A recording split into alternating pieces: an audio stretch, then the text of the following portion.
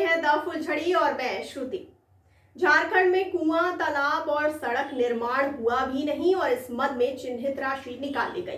कई जगहों पर काम हुआ दिखाया गया पर वहां भुगतान हुआ ही नहीं। इस तरह से झारखंड में मनरेगा के तहत 54 करोड़ रुपए का घोटाला सोशल ऑडिट में सामने आया है।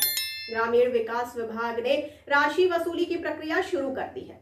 हालांकि अभी तक मात्र 2% राशि ही वसूली जा सकी है।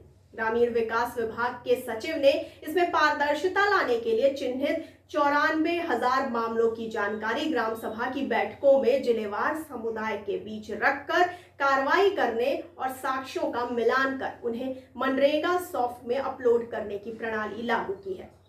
राशि वसूल लिए जाने तक केंद्र सरकार ने झारखंड को मनरेगा की अगली किश्त की राशि देने से मना कर दिया है। इस नई प्रणाली की शुरुआत के साथ ही झारखंड मनरेगा में ATR प्रोटोकॉल लागू करने वाला देश का पहला राज्य बन गया है। पर इसके अनुरूप कार्य निष्पादन और उसकी निष्पक्षता का प्रश्न अभी भविष्य के गर्भ में ही होगा।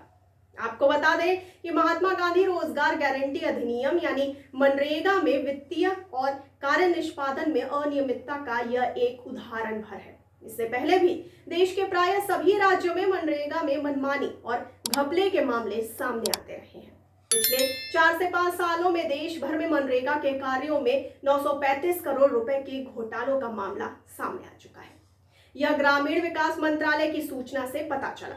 नरेगा के नाम में महात्मा गांधी जोड़ देने से इसका न तो परिमार्जन हुआ, न ही अनियमितताओं या अवैध धन निकासी का माध्यम बन चुकी इस पवित्र और ठोस कार्य योजना का वास्तविक लक्ष्य साधा जा सका।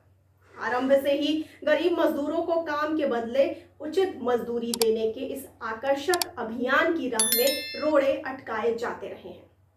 आपको ये भी बताते चले कि बिचौलियों, ठेकेदारों और सरकारी अफसरों के बीच राशि की बंदरबाट का वंशानुगत और पारंपरिक रोग इस पवित्र रोजगार परक योजना को भी क्षतिग्रस्त कर चुका है। पिछले ही साल यूपी के महाराजगंज जनपद के परतावल और दूसरे प्रखंडों में सरकारी कर्मचारियों और ठेकेदारों तथा मनरेगा में नियुक्त हुए निरीक्षकों की मदद से करोड़ों की अवैध निकासी का मामला सामने आया था। यह सब बंद हो चुकी निष्क्रिय ID रीओपन कर बिना काम कराए फर्जी तरीके से होता रहा। मामला प्रकाश में आया तब परतावल ब्लॉक के BDO ने 25,87,000 रुपए के गबन का पहला केस दर्ज करवाया। मामले में 5 केस दर्ज करवाए गए। आगरा में भी ऐसे ही मामले का पर्दाफाश हो चुका है। आपको बता दें कि बिहार के मुंगेर समेत कई जिलों में फर्जी पहचान पत्र के जरिए मजदूरी की रकम निकालने के मामले सामने आ चुके हैं। यह खुलासा भी हो चुका है कि असली ID पर निकासी की गई पर मजदूरों को या तो भुगतान ही नहीं किया गया या बहुत कम भुगतान हुआ। आखिर मनरेगा जैसी योजनाओं को भ्रष्टाचार और अनियमितता से मुक्त करने की सूझबूझ क्यों नहीं दिखाई जाती? समय पर सोशल ऑडिट से अनियमितताएं उजागर तो होती हैं, पर बिचौलियों, ठेकेदारों और सरकारी बाबुओं से टकराव के खतरे भी बने रहते हैं।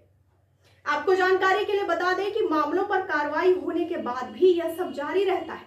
सरकार सही निगरानी और नियमित सोशल ऑडिट कराकर इस योजना को भ्रष्टाचार से मुक्त करे। यदि यह संभव नहीं हो तो नए फॉर्मूले पर किसी दूसरे योजना को लागू करना चाहिए। ग्रामीणों की पूरी भागीदारी और वाजिब निगरानी से भी इस कार्यक्रम का पात्र लोगों को लाभ मिल सकता है, वरना मनरेगा कार्यक्रम यूं ही भ्रष्टाचार और अनियमितता का शिकार होता रहेगा।